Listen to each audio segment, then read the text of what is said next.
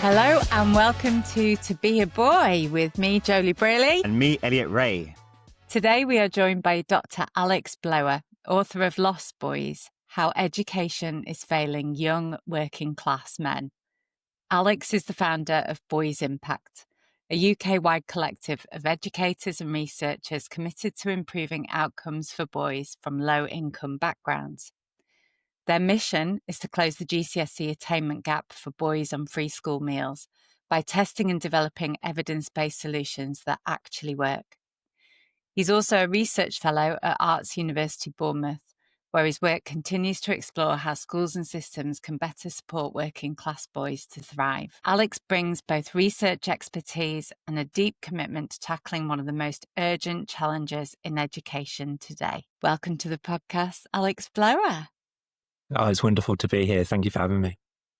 So, Alex, before we dive into the book, I'd love to hear a bit more about you. What first drew you to focus on the experiences of working class boys in education? Yeah, absolutely. It's something that's incredibly personal, really. So from a working class town in the West Midlands that's got a tiny population and used to be a kind of hub for coal mining locally.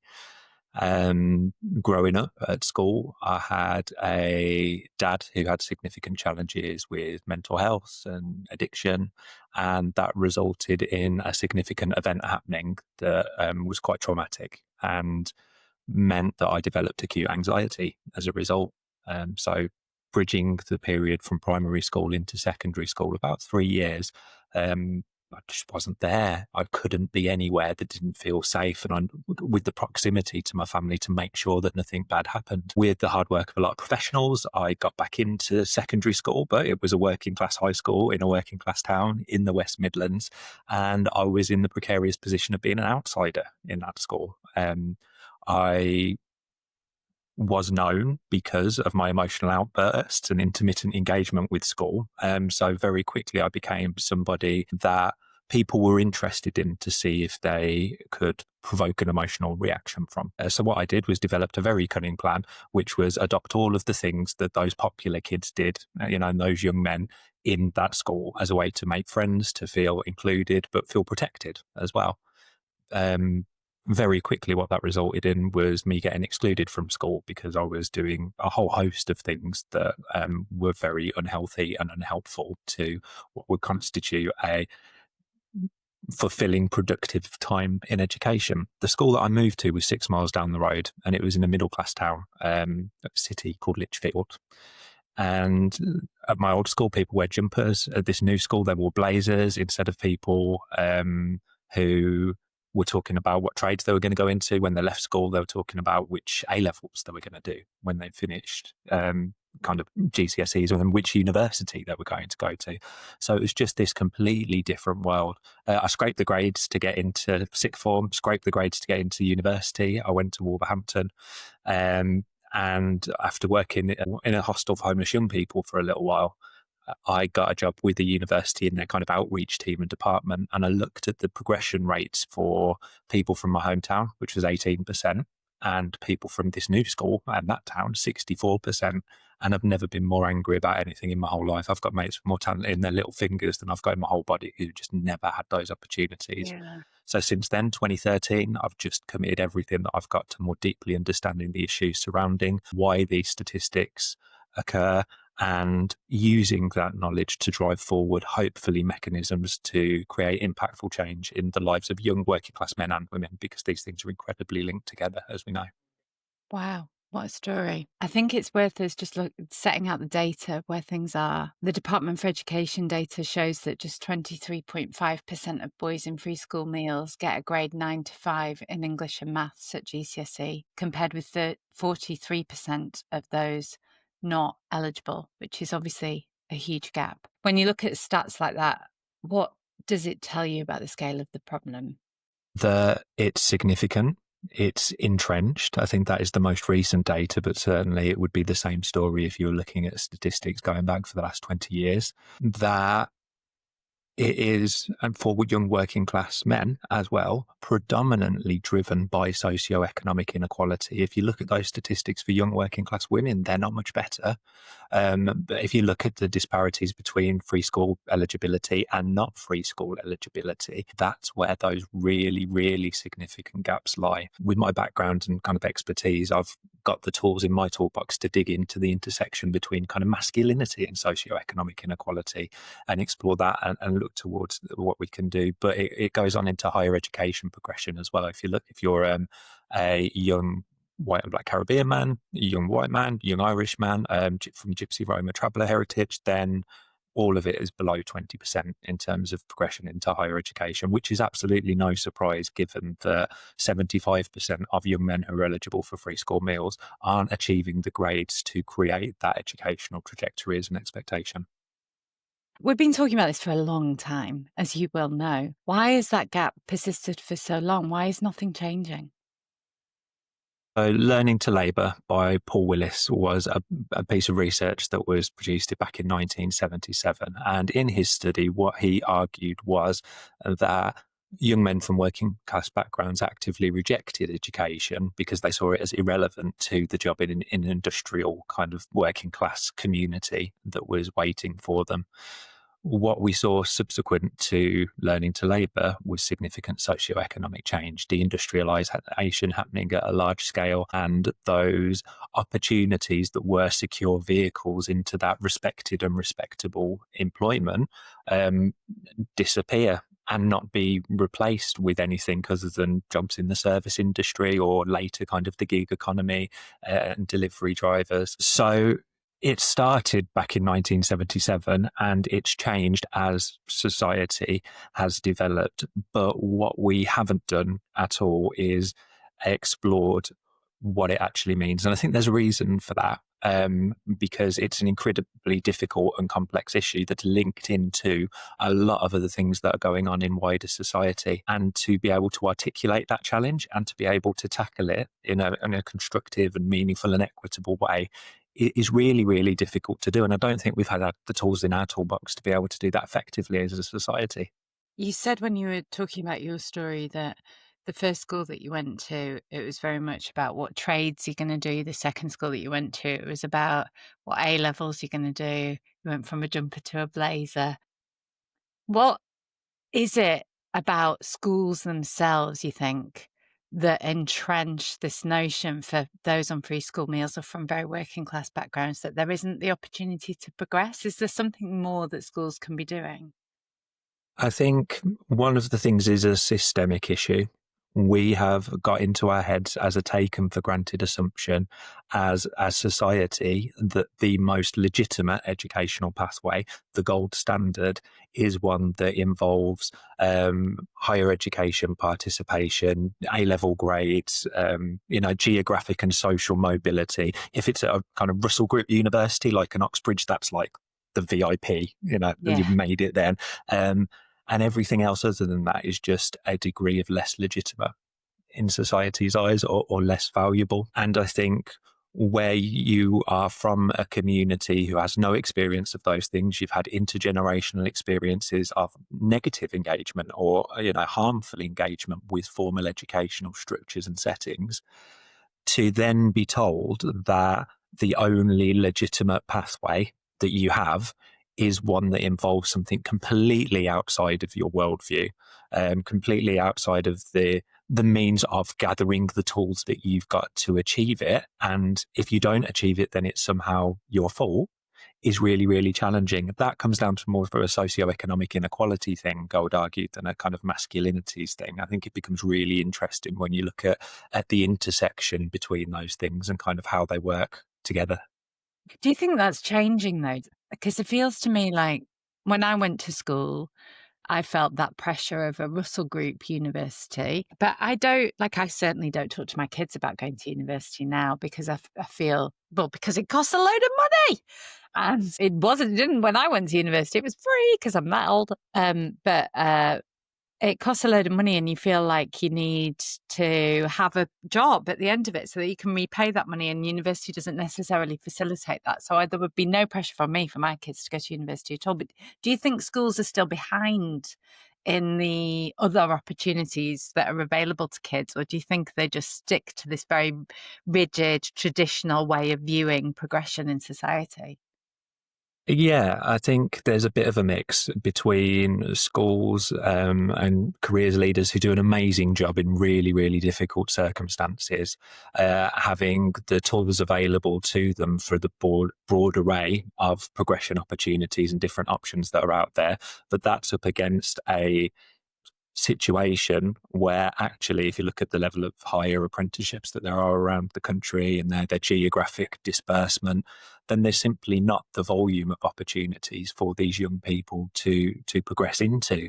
So even if they get told, oh, you could do this alternative route and pathway into to work, it wouldn't necessarily translate into that actually happening. On top of that, you've got something which I talk about in the book, actually, which is the fact that a lot of working class students will go on to do BTEC qualifications rather than A-level qualifications.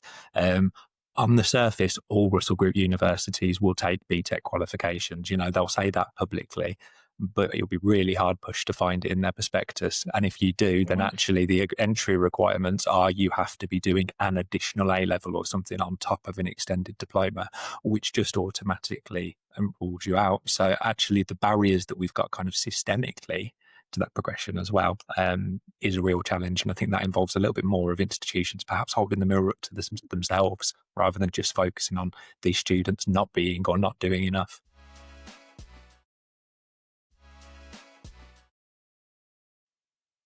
Alex, when it comes to schools, what do you think about the role they play in regards to confidence and networks and expectations? And this is very timely because this evening we're actually going to look at secondary schools for my eldest.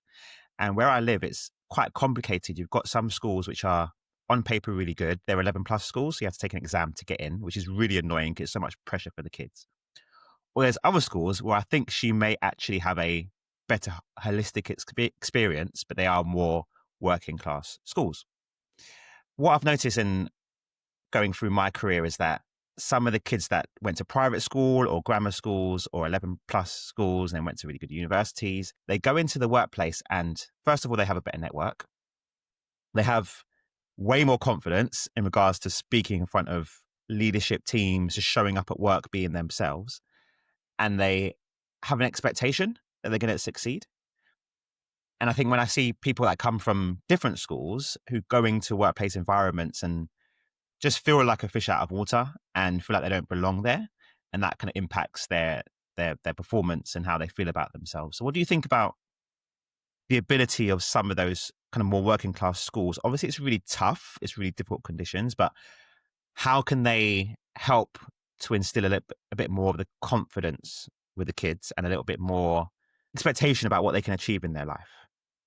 Yeah, I think it comes down to the system of education in England, curriculum, and there's a lot of bigger things that are going on that absolutely feed into what you're saying there, Elliot. But one of the things that we've noticed with young working class men in school is that they feel like they are marginalized, isolated, it doesn't fit them, they don't belong in that space. And where we've seen things that might be effective is surrounding relationships and relational educational approaches, ensuring that these young men have access to a trusted adult where they can have critical, open conversations. And I think that's really important on the kind of masculinity side. What you're referring to with regards to the different schools having different resources to bring to bear is absolutely true.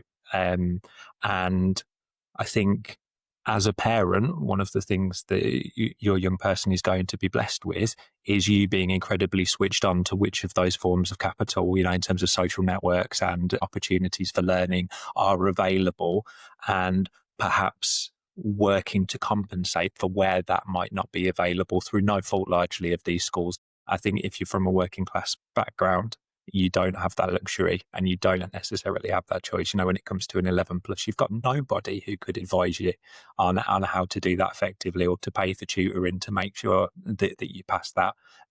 So all of the things that you might be able to deploy as a parent aren't necessarily available. And that's one of the real challenges, and why this is kind of a baton that's passed intergenerationally. I think that's so important. I used to work in the civil service, and we had a perm sec called Claire Moriarty. Shout out Claire. I think she's listened to previous episodes.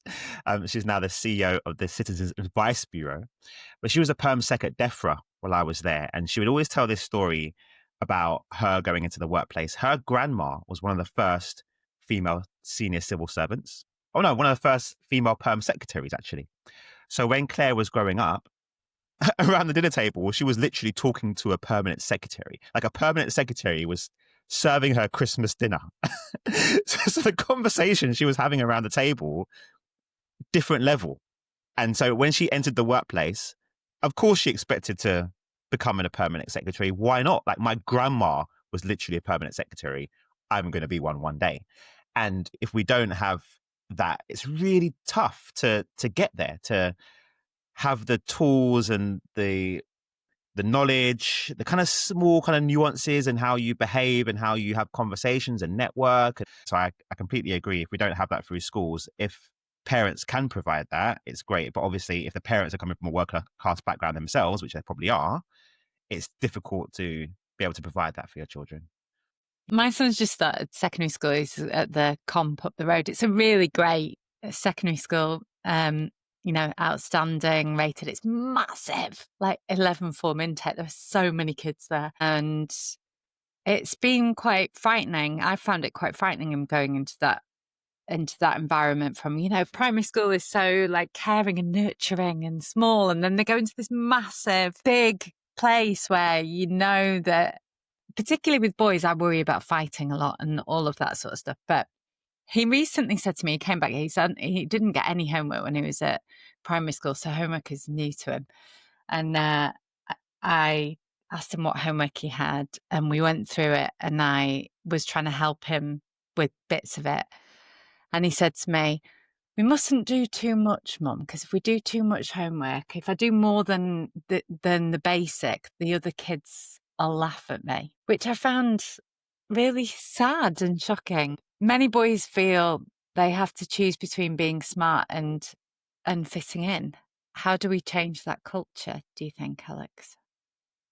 It's a real challenge, and it's linked to normative working class masculinities and expectations. So I do a lot of presentations to teachers and training, and I always give the example to them of you delivering a lesson in a classroom and you knowing that a young man sitting there knows the answer, but he's not putting up his hand.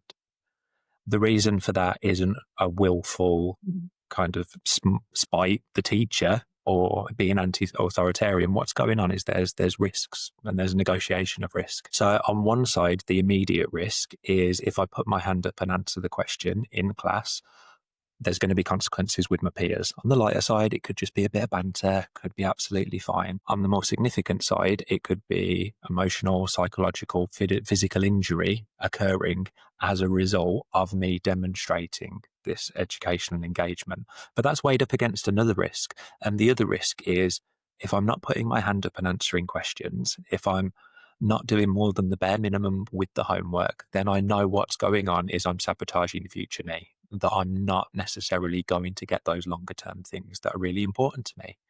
And what we've created is a situation in the classroom where it's not a negotiation for these young men between winning and losing. It's how do I lose less badly in this particular situation? And we could transplant that out to look at relationships. And there's a lot of good work by Sophie King-Hill from Birmingham, Emily Setti going on around kind of consent and that pull of risks that young men feel to conform to masculine expectations and be the person that they want to be and are expected to be in those particular settings. But then you could transport it over to serious youth violence as well and look at the pressures to engage in kind of criminal activity. It's that same negotiation just playing out in different contexts.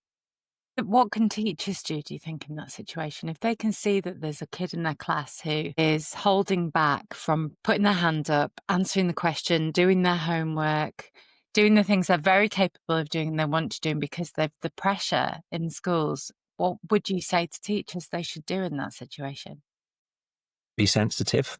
I think we ran a survey and we got responses from 500 teachers around the country, and it was all about their perception of their relationship with young working class men in education. And one of the things that came out of the kind of survey and the focus groups was young men, they just love praise. They want praise, and that's really effective, and it's a tool that we use. We spoke to 40 young men who are eligible for free school meals about the responses we had to the survey, and they were like, we don't want being praised for being sat on a chair. That's patronising. Like, everyone should be able to sit on a chair. Actually, we want praise when we've done something to earn it, but don't give it us in front of everybody, because if you do that, it singles us out. Instead, have a quiet word with us, have a chat, or even better, tell my parents, because they would love that, and that would be absolutely amazing. There's a lot going on with teacher perception surrounding masculinity, teacher perception surrounding what are kind of legitimate things to have in conversation as well. We're in a situation where the Department for Education will talk about masculinity in education, but only if it's with direct relevance to kind of violence against women and girls, and issues that are really, really important. But what it's not doing is bringing that whole young man into education, which means that actually we don't have the conversation about, so what specifically is it like being a young man and dealing with mental health? Or what do you do if you feel peer pressure? Like, what's the type of man that you want to aspire to be? What type of dad? So we don't have those conversations, and it came through quite clearly in the responses that overwhelmingly, when young men were engaged with on topics surrounding masculinity, it was the risk of them engaging with harmful social media influencers and them potentially perpetrating things related to kind of misogyny. And I think if we're looking at building strong relationships and productive relationships that support these young men, it needs to be wider than that. We need to be holding that whole child, because that's what he is. He's a child, in the space. And I guess when it comes to the attainment gap, what I've seen in terms of the private school. So I'm lucky enough to go to a very nice gym now. Very nice gym. And when we first went there, first of all, going into the car park, and I was like, yeah, I don't belong here, because I had a Ford Fiesta, which is nothing wrong with Ford Fiestas, but it had a few scratches and bumps on the side of the car, right? And I'm going into this car park, and there are 4x4s, and all of the nice cars were there. So I walked in as a family, and I remember we felt quite alienated at the beginning. We're like, do we belong here? Because there's lots of people doing very, very well for themselves. Anyway, we've been there for a few years now, and get to know people. A lot of the people there send their kids to private school.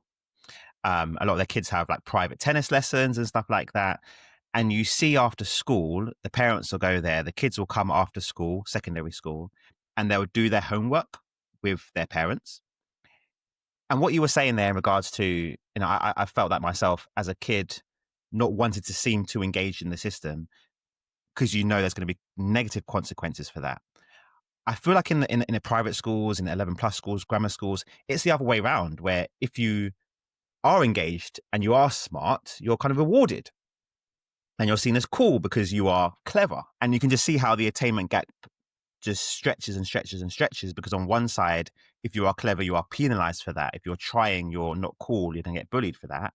On the other side, if you are really clever and you are really smart, you're celebrated and put on even more of a pedestal. A debate that I think we've been having, especially in our dad's community, is, would you put your kid into private school if you can afford it? And it's always a really tense conversation, especially for people who have come from working class backgrounds, because there's a little bit of guilt, I think, going on there. Like, do we deserve that? Should I do that? I think when you put on race, that can be more difficult, because there's sometimes a lack of Black and Asian kids in those private schools. So that's another conversation as well. And then other parents are like, well, if I can provide a really good network and support and aspiration, they can go to a normal comp school. And I think that's the best environment for them. So I got a question for you. If you had the means, would you send your boy, your 10-month-old son, would you send him to private school when he gets older? Absolutely not. No. Okay. That was very affirmative. Yeah. Yeah. You thought about that, clearly. So absolutely, yeah. And with my PhD, it was education and inequality, and the way that things are set up through, this this narrative that we've got of choice with regards to catchment areas and the way that we segregate out almost our communities along educational lines. What I feel for me, I would be doing if I sent my little man to private school is removing an opportunity for me to be engaging in education for and with communities. There's some research that was done a little while ago that was with working class mothers, and it showed that middle class parents and mothers were more likely to engage educationally around the education of their young person, whilst if you were a mum from a working class background, you were far more likely to be engaging on issues with regards to that child's well-being and protecting them from harm, because intergenerationally you have seen education as something negative and that's a threat, whilst if you're from that middle class background, no, it's all about that academic stuff. We trust school, it's done well for me, let's make sure it's supporting my child. What that means is that if you look at schools that aren't selective, they will be missing potentially those engagements from parents that can strengthen those links with the community. That means parents are getting involved on PTAs, board of governors, that do well for all of the students in that school. So I wouldn't pay to send my little man to a private school. Instead, I would look at trying to do my best to support the school and community for where we lived. Do you think we should get rid of private schools? Yes, I do.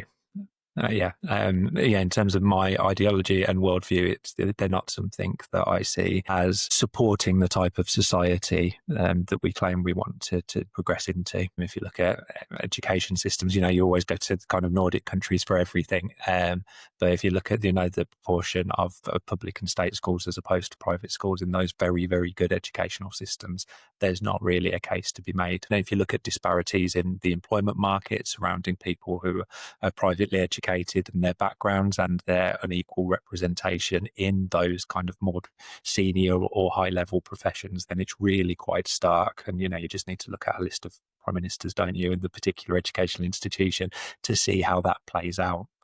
So for me, I think there's work that could be done in that space to create a more cohesive education system and society as a result. And Alex, I agree with you. I think I have the same stance as well. And I think I had a live example of it recently, actually. So, me and Joeli got our MBEs recently. And congratulations. Not to bring that up again. Again. For the 200th time, Elliott.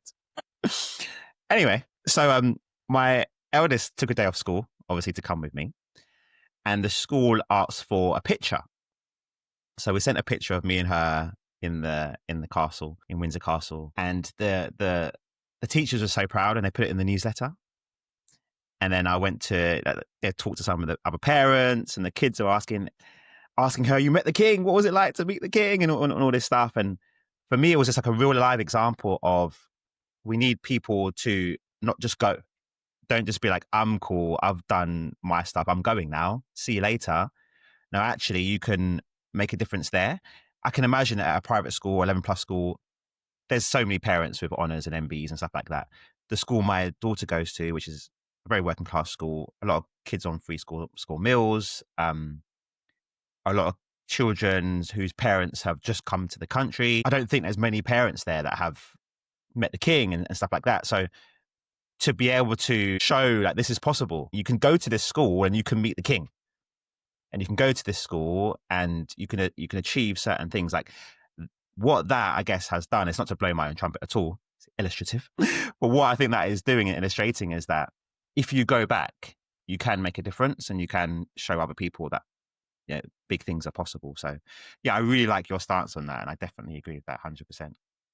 One of the things that I talk about in the book, for a long time as a society, we've been talking about raising aspiration. And this idea that if we could only get people to hope that bit higher, then they would be able to pull themselves up by their bootstraps and progress educationally. What all of the research has shown is that's not effective. Education Endowment Foundation has shown that there's limited to no evidence really that this raising aspiration thing that we've taken on board as a nation has any impact on the attainment of young people. Moreover, what it does is it kind of places the burden of responsibility onto their shoulders. Oh, if you're not doing this thing, meeting that gold standard, then you've got low aspiration and your aspirations aren't valuable. So what the book calls for, and I think it goes back to what you were saying then, Elliott, about, making real those opportunities or experiences as something that is touchable and tangible. That we need to concentrate on expectations. There's a big difference between hoping to pass your GCSEs and expecting to pass your GCSEs. And the expecting comes from you having all of the resources at your disposal for you to just believe that's going to be the case, rather than it being this abstract hope or ambition. And if we look at ourselves as educators, as people that work with young people, and we focus on expectations, then we focus on putting the resources in place to make that possible. And if those resources aren't in place, then it's not the fault of that young person. And I think that is a really important shift that we need to make. And there's really interesting intersections with kind of masculinity and economic inequality there, and how it plays out kind of particularly for young men, that's linked to some of that masculinity stuff as well.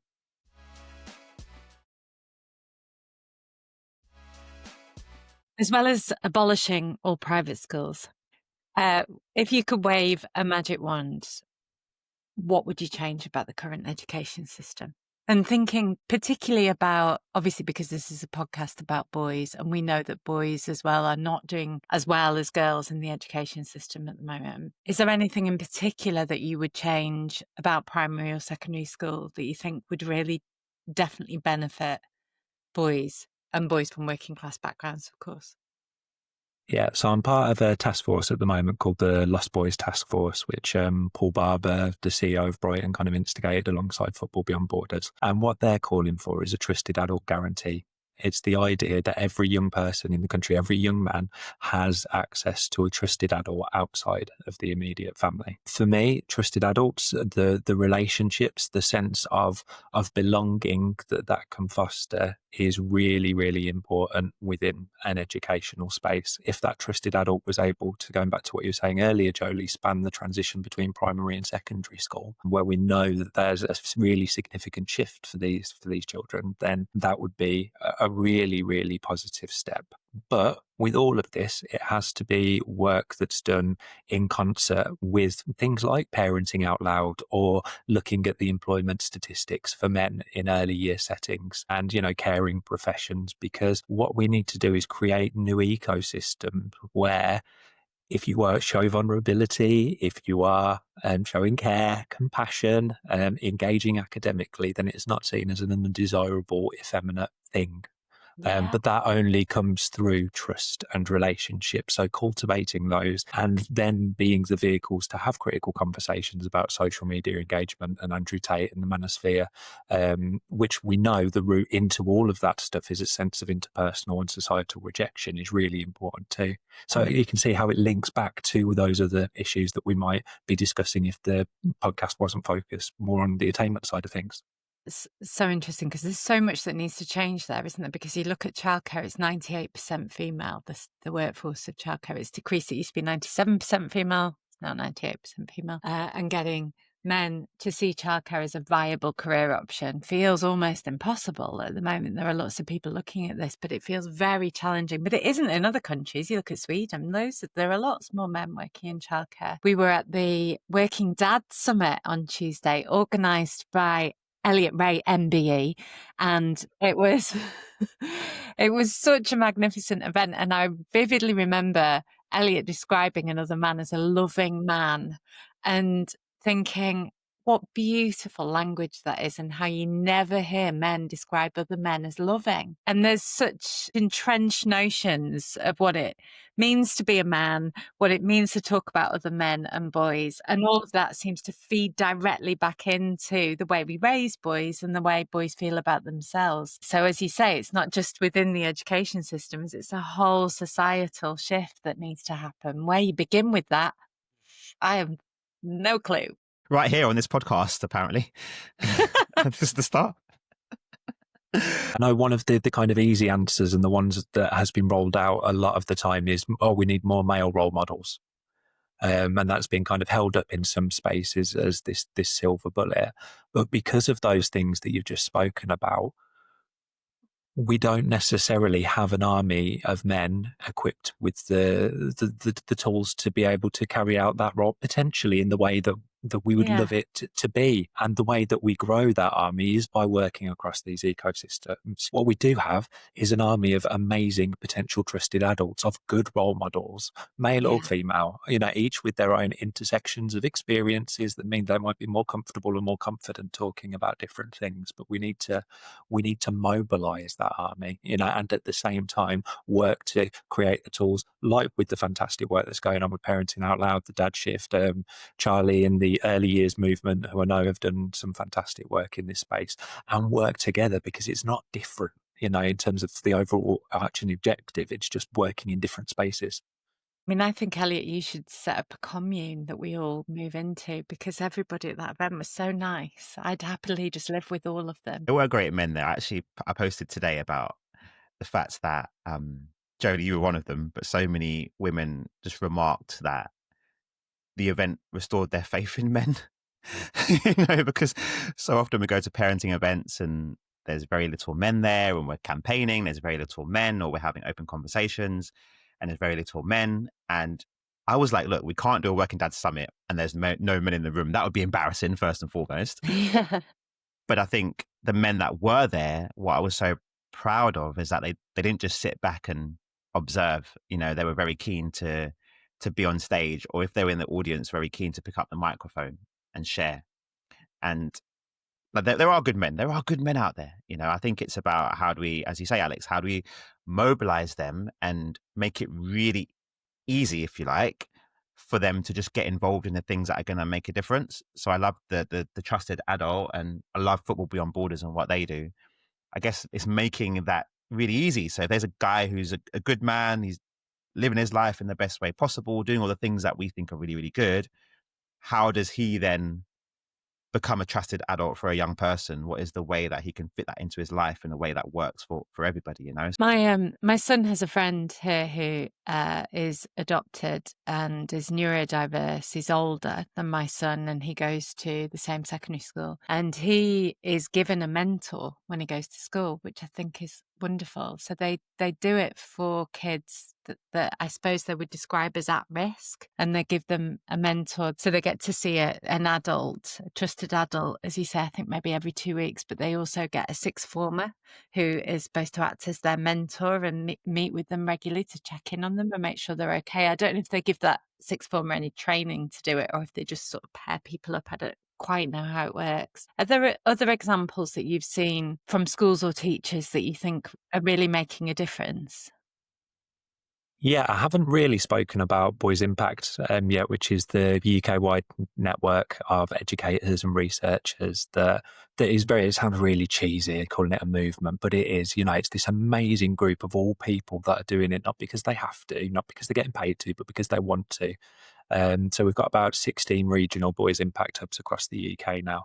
And what we do with that is use research and evidence that's from Northern Ireland called Taking Boys Seriously. And they, through this large-scale longitudinal research that they did, they developed a set of 10 principles that are principles of a relational educational approach with young men. They're not rocket science. It's things like value the voice of boys, demonstrate dignity and respect, challenge and affirm masculine identities, and a host of others. And what we've been doing with Boys Impact is, because Taking Boys Seriously are brilliant, but they didn't necessarily evaluate kind of how it looked in schools with the impact indicators that schools use.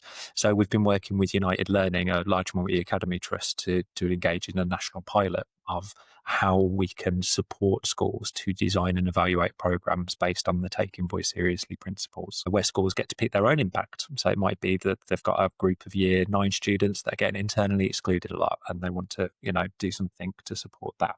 Or they've got an issue with reading ages or attendance. What we've seen from our national pilot is a significant signs of early promise in these 17 schools that have devised these projects using these principles and this evidence. We've seen improvements in attendance, in behaviour, sense of belonging, engagement with parents. In a couple of schools, there were significant reading age increases as well. It's a sign that this can be successful, and this model that we've developed with Boys Impact is scalable and, can be made bigger. What it's not is it's not a silver bullet, right? It's not you have to do this and then the problem will be solved. It's instead, these are some strengths-based values and principles that you can apply to a challenge that you've got with a group of young men, and we're going to support you to design and evaluate the program to see how that's gone. Because what that does for Boys Impact is it gives us an evidence base, which doesn't exist and hasn't existed for the last 30 years, that we can learn from and drive forward the activity to make sure it's as impactful and equitable as possible. Have you had interest from the Department for Education? We're struggling with engagement for the Department for Education, to be honest with you. Like I said, the Education Select Committee and the department are very focused on the kind of consent and relationships and sex education, and absolutely rightly. But there's not as much appetite, it seems, to have a conversation around how that is also linked to disparities in educational attainment. There was an Education Select Committee inquiry that was launched just before the general election, and because of the general election it was dissolved, and then the Education Select Committee didn't want to reopen it, essentially. So there has been a debate in Parliament about this, but it hasn't resulted in any kind of tangible steps forward in policy yet. What practical advice would you give to a parent or even a teacher who worries a boy they know is really struggling at school? It's a real challenge, I think, because I've started so many sentences this episode with "it's a real challenge" because it's better than saying it's a real shit show like that, which is what sometimes I feel like saying. It's just a shit show. I forgot, because we're on a podcast, we can do that, can't we? Yeah. Yeah, so no, it could be a bit of a shit show.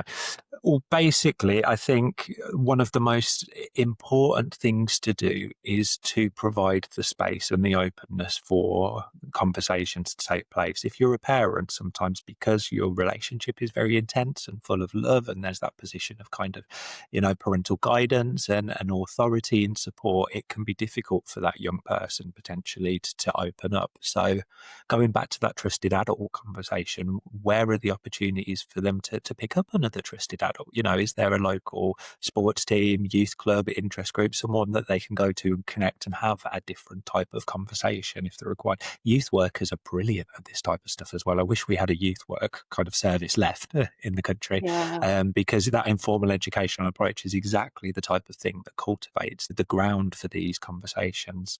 Be curious as well, especially when it comes to online and digital engagement. We do a lot of work around, masculinity and online engagement. And no matter how hard we try as parents or teachers, we're not getting a referral algorithm sending the same stuff into our phones as they're getting into theirs. So the way to unlock that is to be curious. It's a colleague of mine, Nicholson, actually, he coined it. He's brilliant. It's from an organisation called Progressive Masculinity. And he just says, get curious, not furious. And that's for teachers as well.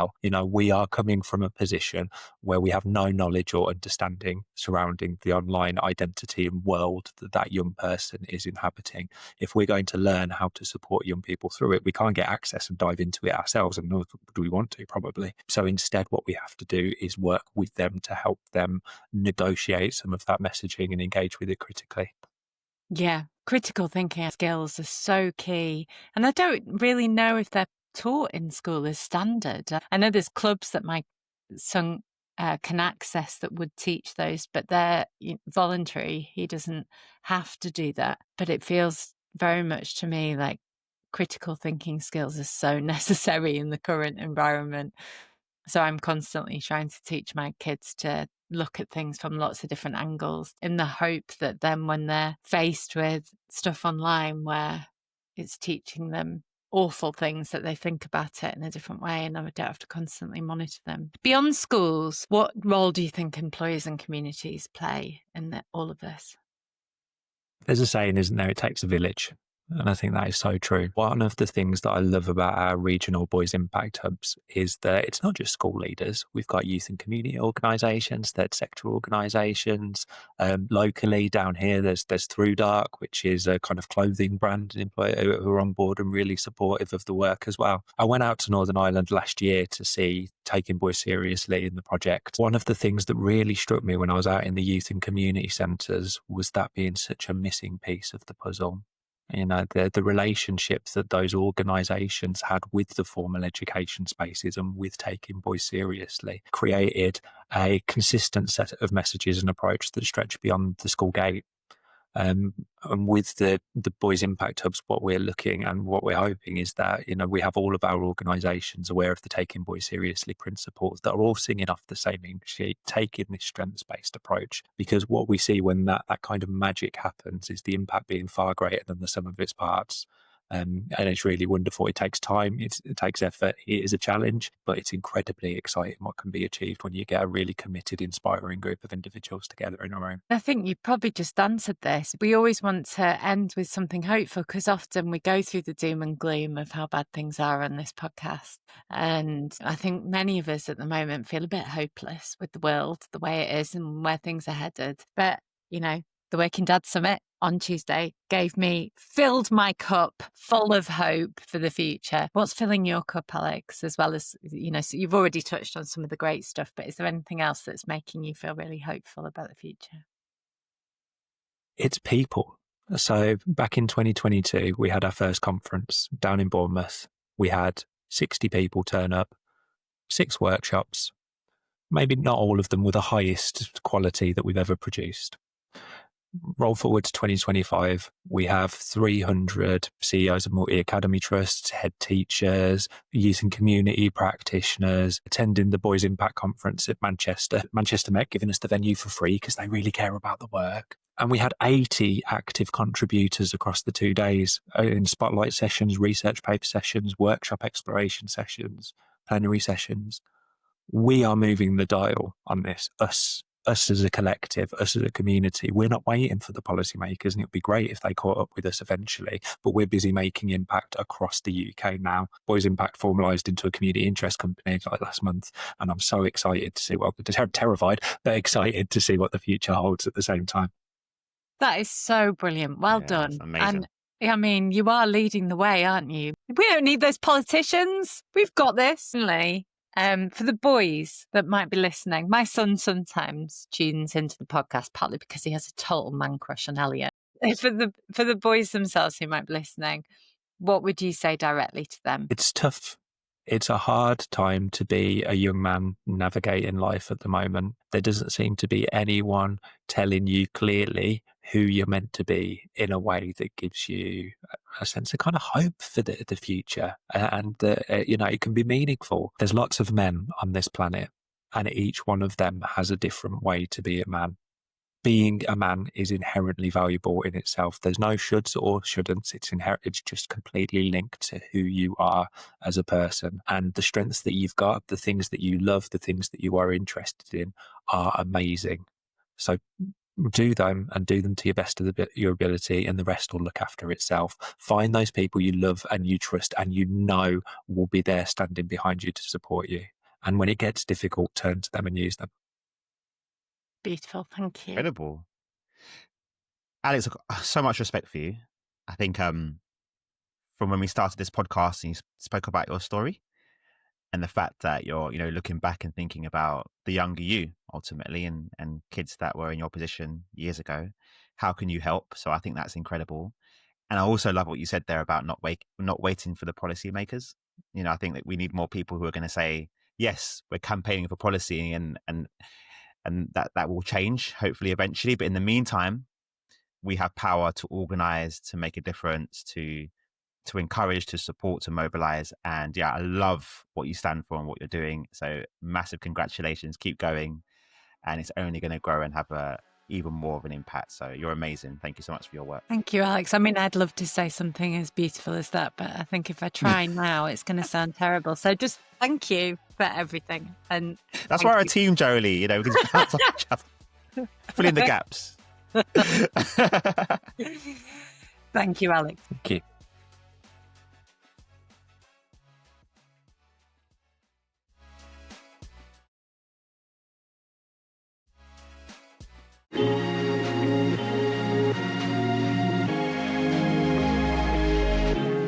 The Motherkind podcast explores how to feel happier, more confident and empowered in your motherhood, even in our world of pressure, judgment and comparison. I'm your host, Zoe Blaskey, and every week I speak to an incredible expert to share actionable steps and powerful lessons to living your life as a mother with more joy and unapologetic confidence. Listen wherever you get your podcasts. Just search Motherkind.